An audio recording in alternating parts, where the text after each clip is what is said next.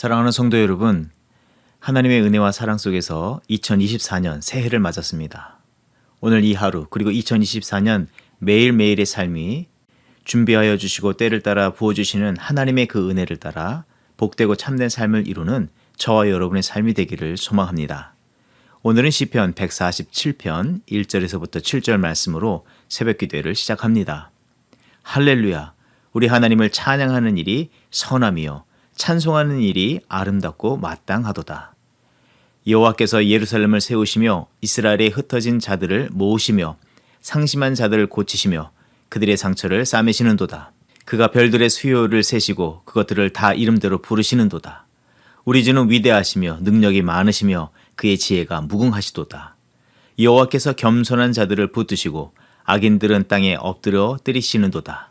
감사함으로 여호와께 노래하며 수금으로 하나님께 찬양할지어다. 그가 구름으로 하늘을 덮으시며 땅을 위하여 비를 준비하시며 산에 풀이 자라게 하시며 들짐승과 우는 까마귀 새끼에게 먹을 것을 주시는도다. 아멘. 하나님 감사합니다. 어둠과 공허와 혼란의 세상에 빛이 있으라 말씀하시고 새 생명의 역사를 시작하여 주신 하나님께서 죄와 절망 가운데 빠진 영혼들과 세상에 빛과 생명 되신 예수 그리스도를 보내주시고 구원의 역사를 완성하여 주시며 주를 믿는 모든 자들에게 새 생명의 삶을 살도록 역사하여 주심을 이 아침 높여 찬양드립니다.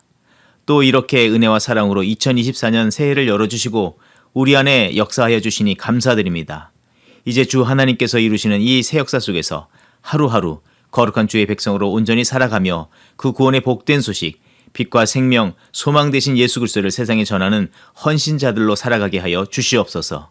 교만과 욕심, 시기와 질투, 고집과 나태의 모든 죄악을 벗게 하시고 예수 그리스도께서 나타내신 겸손과 감사, 사랑과 섬김, 충성과 열정을 다하여 주의 하나님의 뜻만을 온전히 이뤄가는 제자의 삶을 이뤄가게 하여 주시옵소서. 감사드리며 예수 그리스도 이름으로 기도드립니다. 아멘.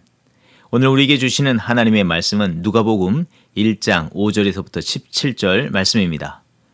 유대왕 헤롯 때에 아비야 반열에 제사장 한 사람이 있었으니 이름은 사가랴요. 그의 아내는 아론의 자손이니 이름은 엘리사벳이라. 이 두 사람이 하나님 앞에 의인이니 주의 모든 계명과 규례대로 흠이 없이 행하더라.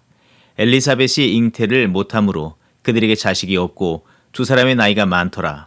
마침 사가랴가 그 반열의 차례대로 하나님 앞에서 제사장의 직무를 행할세 제사장이 전례를 따라 제비를 뽑아 주의 성전에 들어가 분향하고 모든 백성은 그 분향하는 시간에 밖에서 기도하더니 주의 사자가 그에게 나타나 향단 우편에 선지라.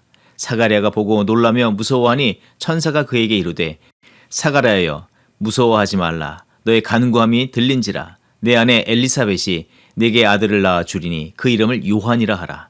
너도 기뻐하고 즐거워할 것이요 많은 사람도 그의 태어남을 기뻐하리니 이는 그가 주 앞에 큰 자가 되며 포도주나 독한 술을 마시지 아니하며 모태로부터 성령의 충만함을 받아 이스라엘 자손을 주 곧 그들이 하나님께로 많이 돌아오게 하겠습니다. 그가 또 엘리야의 심령과 능력으로 주 앞에 먼저 와서 아버지의 마음을 자식에게 거스르는 자를 의인의 슬기에 돌아오게 하고 주를 위하여 세운 백성을 준비하리라. 아멘. 2024년 새해에는 1월부터 5월까지 누가복음서의 말씀을 매일 묵상하게 됩니다. 하나님께서 새해를 복음서를 묵상하게 하시는 뜻을 생각해 볼 때 죄와 사망을 이기게 하시고 구원과 영원한 생명의 길, 복된 삶의 길로 인도하시는 이 복된 소식 되신 예수 그리스도의 삶을 묵상하며 그 주님과 함께 매일의 삶을 이뤄가기를 하나님께서 바라시는 줄 믿습니다. 또한 우리의 이 거룩한 삶을 통해서 세상의 기쁨의 소식이 되신 예수 그리스도를 온전히 증거하고 그렇게 살기를 바라시는 줄 믿습니다. 그런 믿음의 삶을 온전히 이뤄가는 저와 여러분의 삶이 되기를 소망합니다. 우리가 묵상하게 되는 이 누가복음은 마태, 마가, 누가복음과 같이 예수 그리스도의 나심과 이 땅에서의 삶 그리고 죽으심을 기록한 하나님의 말씀입니다. 그래서 마태, 마가, 누가복음은 예수 그리스도의 생애를 같은 관점에서 보며 기록되었다고 하여서 공관복음이라고 부릅니다. 누가복음을 기록한 사람은 사도 바울과 함께 사역을 감당했던 의사 누가로 이해되고 또한 누가는 사도행전을 함께 기록하였습니다.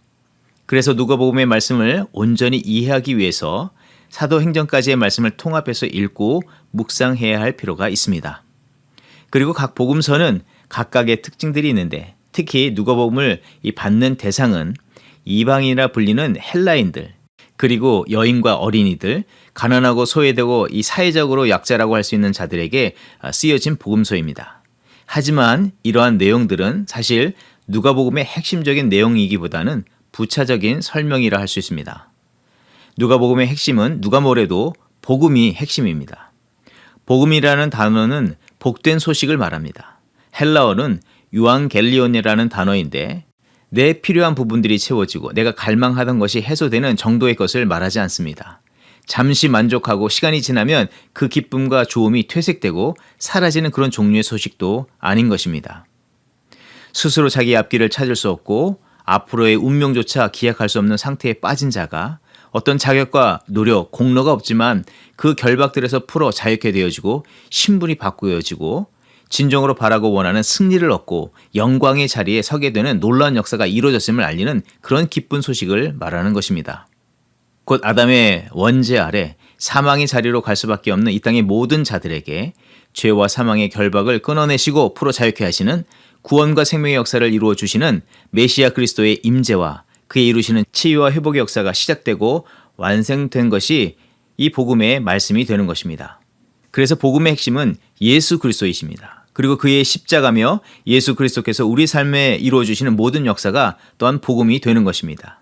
2024년 복음서를 묵상하게 하시는 하나님의 뜻하심은 이 세상은 점점 기술이 발전하고 여러 가지 제도가 합당하게 정비되어 나가면서 사람들의 삶을 온전케 하고 윤택하게 한다고 해도 실상은 죄와 허물이라는 문제를 극복해낼 수 없고 그런 기술이나 제도가 발전해 나가면 나갈수록 더욱더 극복해낼 수 없는 이 죄와 절망의 문제를 맞닥뜨리게 됨으로 인해서 더 커다란 절망감과 비참함을 느낄 수밖에 없는데 그런 이 세대와 상황 속에 빠져 살아가는 우리 모두에게 정말로 필요한 것은 바로 복음이며 그래서 2024년 새해에는 오직 우리에게 참되고 복된 소식으로 임하신 예수 그리스도와 그 십자가만을 더욱더 의지하는 삶을 이루어야 할 것을 가르쳐 주시기 위함이라고 할 수 있습니다. 이 복음은 과거나 현재나 오늘이나 내일이나 어느 때나 그리고 어떤 사람에게 모두 필요한 것입니다. 2024년 모든 주의 백성이 매 순간 복음으로 살기를 하나님께서는 바라시는 줄 믿습니다. 본문에서 말하는 바대로 예수 그리스도께서 태어나시는 때는 5절의 말씀을 볼 때 유대왕 헤롯 때라고 말을 합니다. 이스라엘은 지난 바벨론 포로 생활을 마치고 귀환하였지만 온전히 그 나라를 회복하는 것이 아닙니다.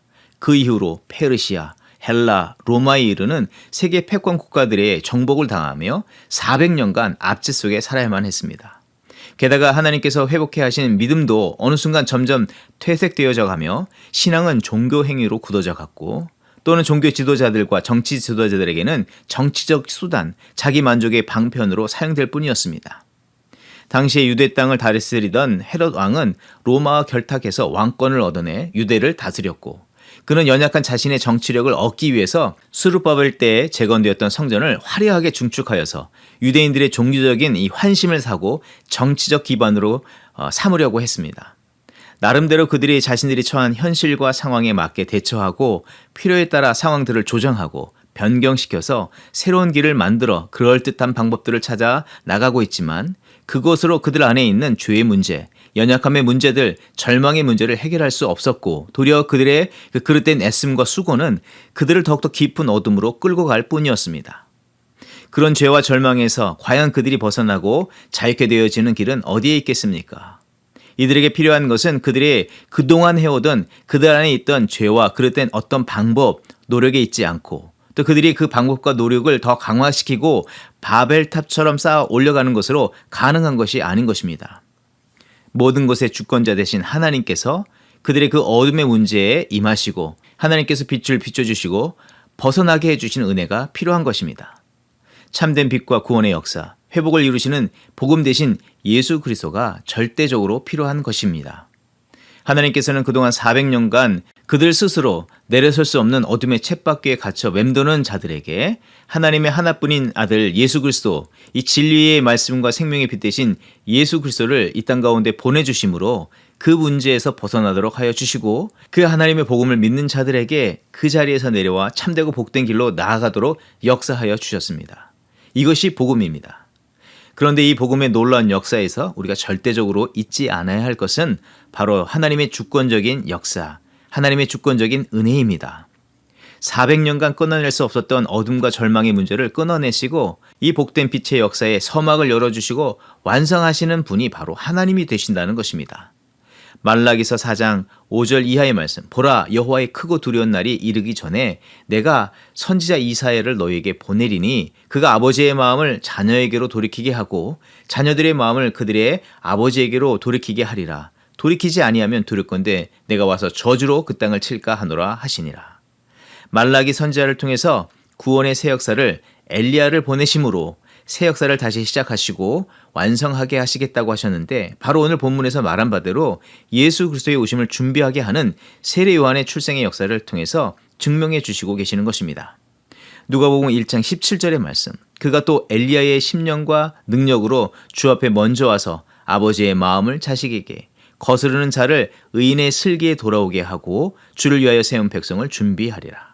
오랫동안 자녀가 없던 이 개인적인 문제에 빠져 있었던 이 사가랴와 엘리사벳 사이에 하나님께서는 천사를 보내셔서 그들 사이에 자녀를 태어나게 하시겠다는 계획을 전하셨습니다.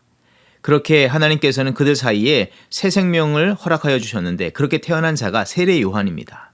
또 그 세례 요한을 통해서 하나님께서 하실 일은 무엇이었냐면 구원과 새 생명의 역사를 이루실 예수 그리스도의 오심과 그의 역사를 준비하게 하시겠다는 것입니다. 이 모든 것을 통해서 하나님께서 나타내 보여주시는 것은 하나님께서 이 구원의 역사에 주권자가 되어주시고 인도자가 되신다는 것입니다. 또한 향후 사도행전에서 말씀을 볼 때 동일한 모습을 보여줍니다. 하나님께서 마침내 완성하실 온 세상과 열방이 구원에 참여하게 하시기는 그 역사를 이루시는 것은 하나님께서 그 역사를 주관하시고 역사하여 주신다는 것을 나타내 보여주고 있는 것입니다. 그래서 이 복음을 받은 자, 이 복음서를 전해받은 우리는 하나님의 주권의 은혜를 받은 자이기 때문에 매 순간 하나님의 주권적인 역사를 인정하며 그 뜻에 순복하는 삶을 살아가는 우리들이 되어야 하는 줄 믿습니다. 특별히 2024년 새해에 복음의 은혜를 받은 자로서 우리는 우리의 어떤 생각과 열심을 앞세우기보다 하나님께서 우리를 향하신 뜻하심을 생각하면서 또 각 사람에게 허락하신 뜻을 기도 가운데 묻고 찾고 구하면서 하나님의 주권적인 뜻에 온 삶을 드리기를 힘쓰는 우리가 되어야 할 줄 믿습니다. 2024년 새해를 맞았지만 우리의 삶에는 순간순간 어둠과 절망, 낙심이 들 때도 있을 것입니다. 하지만 사가랴가 엘리사벳이 묵묵히 주의 뜻하심을 전해받고 그 뜻 안에서 순종하며 살아갔던 그 모습대로 우리도 그렇게 살아가야 할 줄 믿습니다.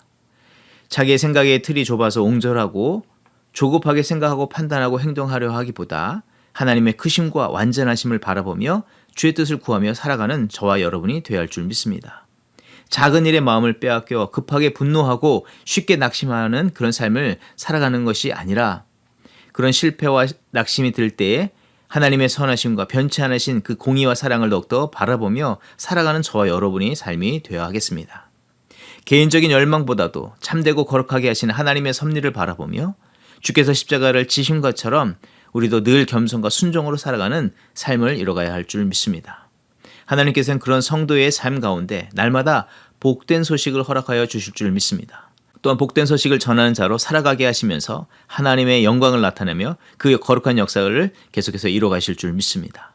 그런 믿음의 삶을 이뤄가는 저와 여러분의 삶이 되기를 주의 이름으로 축원드립니다. 함께 기도하겠습니다. 하나님, 2024년 새해를 우리 앞에 활짝 열어주시고 복된 길로 인도하여 주심을 감사합니다.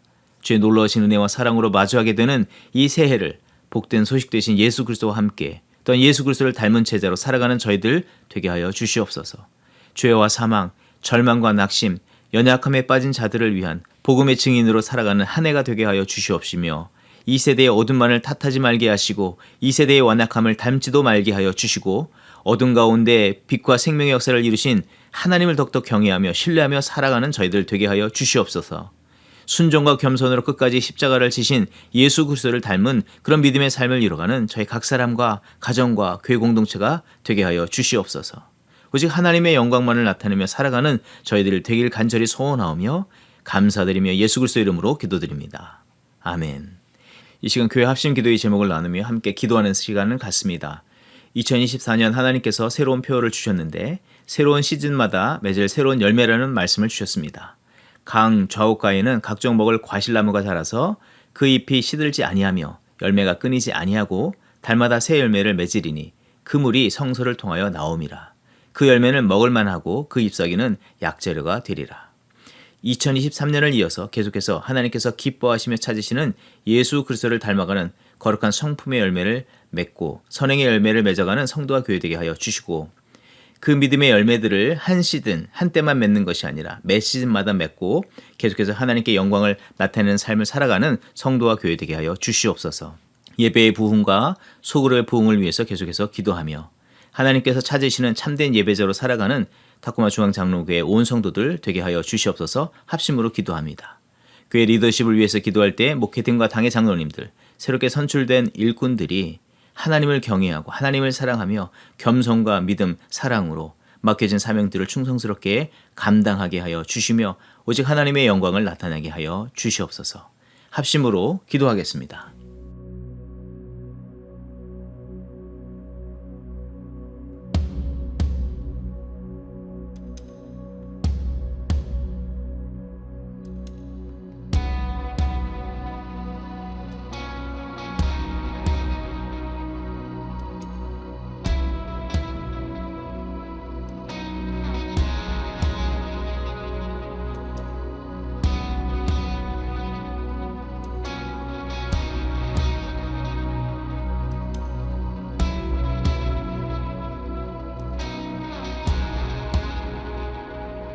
우리 주 하나님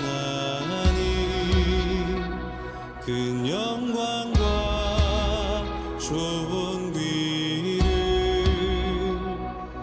받기에 합당하신 지금 여기 계신 하나님 온 천지 만물을 지으시고 다스리는 큰 권능과 능력으로 주의 말씀 이루시리.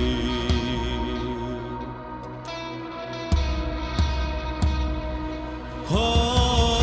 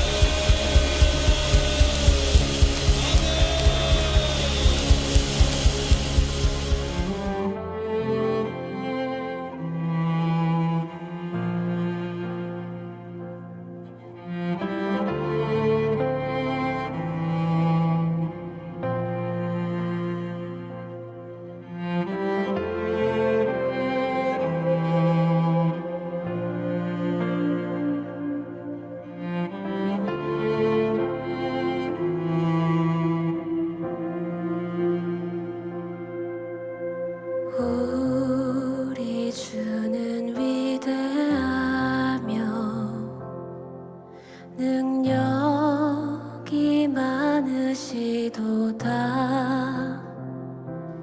그의 지혜 무궁하며 인자는 영원하도다. 상한 자들 고치시며 상처를 싸매시도다. 별들의 수를 세시며 이름을 붙이셨도다.